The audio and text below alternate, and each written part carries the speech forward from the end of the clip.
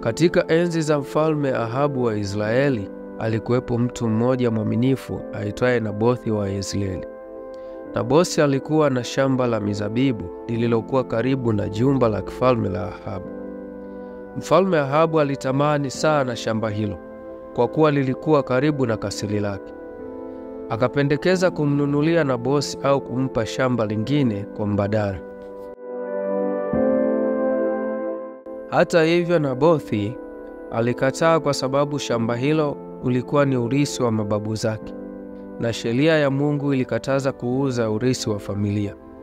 Ahabu alihuzunika sana, akarejea nyumbani akiwa na huzuni, akakataa kula. Mke wake, Malkia Yezebeli, alipomwona katika hali hiyo, alichukua hatua. Yezebeli akapanga njama na kuandika barua kwa niaba ya mfalme. Akazituma kwa wazee wa mji wa Nabothi. Akawaagiza wamtangaze Nabothi kuwa ametenda dhambi dhidi ya Mungu na mfalme. Na mashuhuda wa uongo wakasema alimlaani Mungu na mfalme. Kwa mujibu wa sheria, Nabothi alihukumiwa kifo na kupigwa mawe.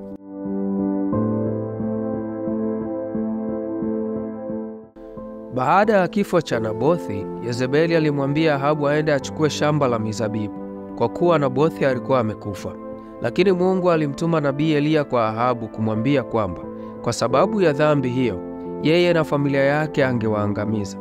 Ahabu aliposikia hukumu hiyo, alinyenyekea na kufunga, akijiutia matendo yake, na Mungu akachelewesha hukumu juu ya nyumba yake hadi wakati wa kizazi chake cha baadaye. Hadithi hii inatufundisha kuepuka tamaa, kutokutumia vibaya madaraka tulionayo, na kufanya toba pale tunapokuwa tumetenda dhambi. Ahabu aliingiwa na tamaa na kutamani shamba la Nabothi.